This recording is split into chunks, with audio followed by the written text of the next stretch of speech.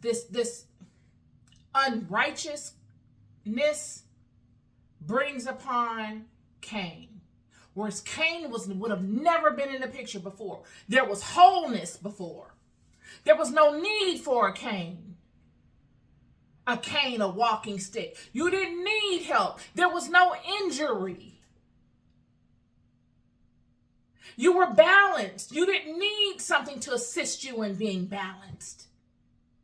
There was no wobble. There was no crutch needed to help you get back strong again. But because you took a blow, because you lost your balance, because you were hitting the head with something that made you lose your equilibrium, throw your equilibrium off, you needed this cane. You not even needed. This cane was birthed as a crutch to help you in gaining your equilibrium back, in gaining your balance back, in gaining and assisting you in carrying the weight, making your walk that much more easier, assisting you in your walk of life, assist you in your healing, helping you manage this disability you've acquired from this traumatic experience that you are now having to carry with you, because they all must carry the curse with them. Everybody, except for Satan, is carrying this curse. It's a brilliant scheme when you think about it. Because if the fallen ones had thought it out, be it the masters that they are, and they probably did, they knew that this would probably be the result. This would be their way in. This would be their way of always having always being a resource to Eve and Eve's children and the Adams of the world. God is going to punish them. Hold on. God is going to punish them. They're going to walk with this cane. We will be this cane. They will need us, because they will not be able to carry all of the burdens of the punishment. So they will need us. Cain is born. Then Abel is born. When you look at the word Abel, you see a very short answer. When I Google Cain, I got all kind of stuff, staff and employees and walking and stick and all.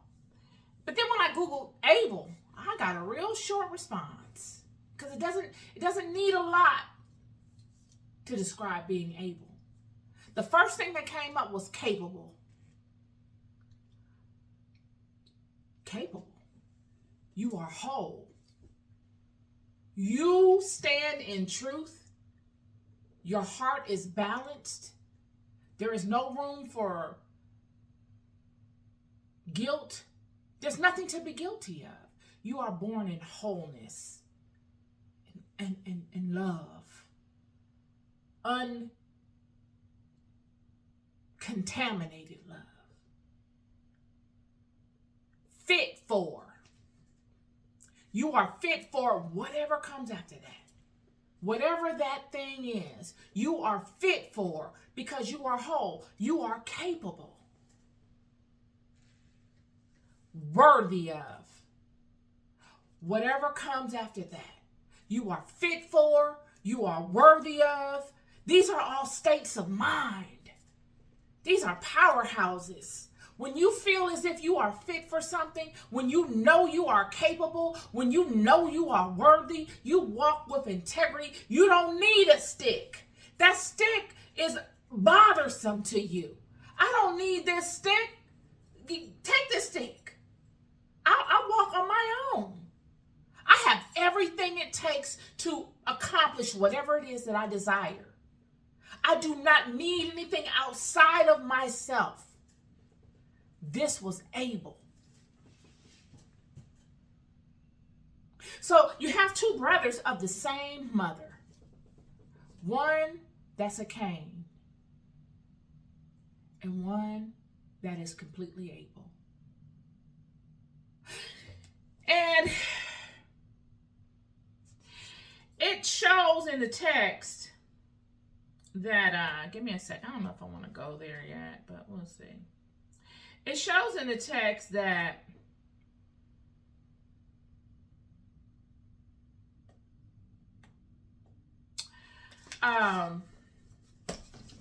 well, I guess I could. In the text, it shows that Cain was a tiller of the ground. I keep telling you, that serpent. What is the serpent a master of? He's the master of the ground, of the earth. A serpent digs holes in the ground and goes all deep into the bowels of the earth. Cain was a tiller of the ground, but Abel was a keeper of the sheep. Abel knew how to manage the flocks. He knew how to direct the sheep.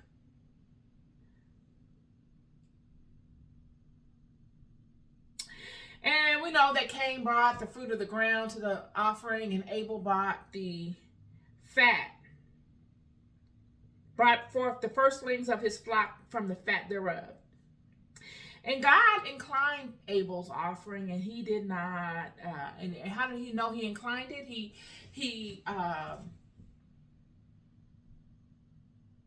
sent fire down,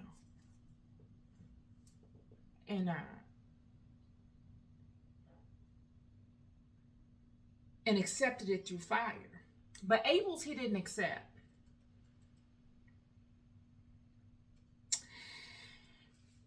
And it goes further. It says, and sometime after, Cain and his brother Abel went into the field one day to do their work. And they were both in the field, Cain tilling and plowing his ground, and Abel feeding his flock. And the flock passed that part which Cain had plowed in the ground, and it severely grieved Cain on this account. And Cain approached his brother Abel in anger, and he said to him, what is there between me and you, that you come to dwell and bring your flock to feed in my land? Follow that. Cain is a tiller of the ground. Cain is the serpent. He knows the ground. He is the master of the earth, the ground. And he's telling Abel, why are you bringing your flock over here on my ground? And Abel answered his brother Cain and said to him, what is there between me and you, that you will eat the flesh of my flock and clothe yourself with their wool? Now there it is. That you will eat the flesh of my flock. Don't snakes eat animals? I saw a snake eat a whole deer. I saw him eat a whole deer. I was shocked. I couldn't believe it. I had never seen a snake be able to. I always wondered how they did that. But when I saw the jaws open up and it swallowed this huge deer,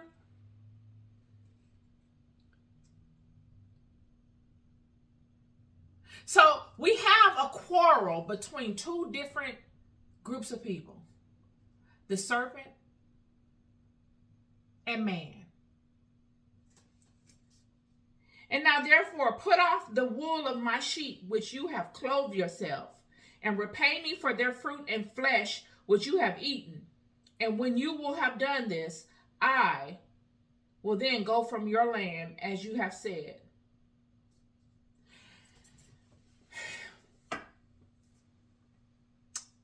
So,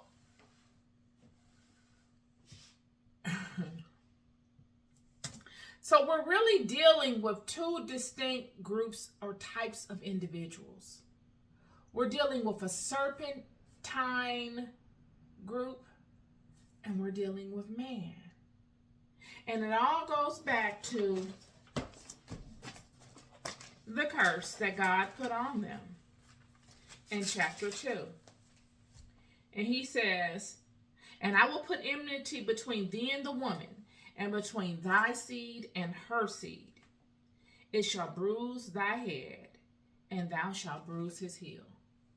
The words that Abel spoke to Cain, He couldn't handle because they were truths. When Cain came upon Abel and said those things to Abel, and for Abel to fight back and to speak the truths to Abel of his fight back, it made him want to destroy him. Let me tell you what he said.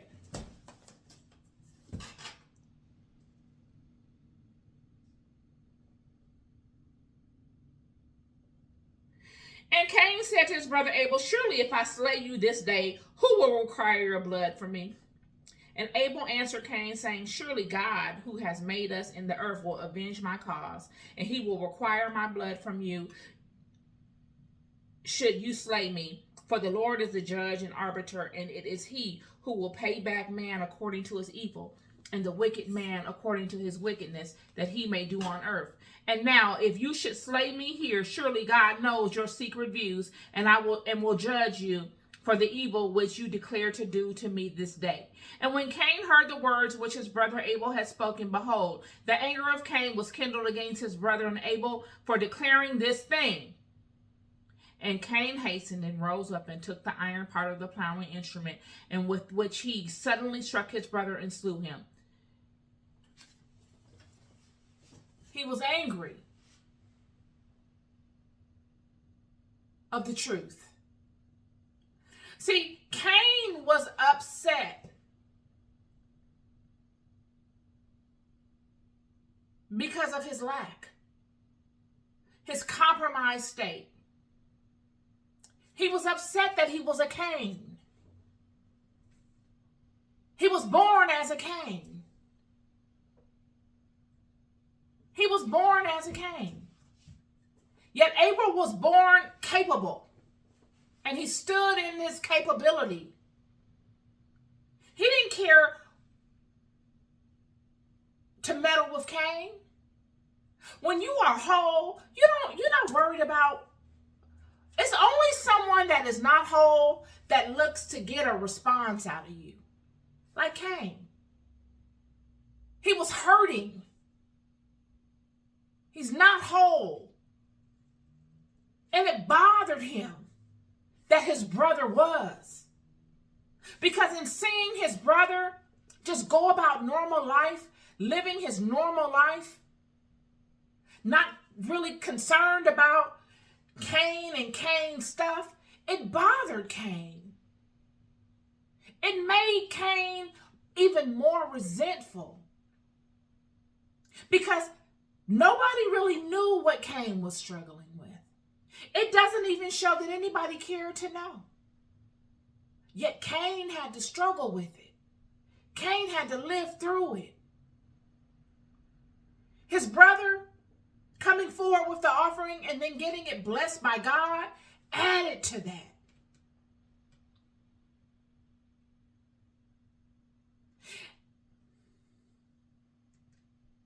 So much so that any little thing that Abel did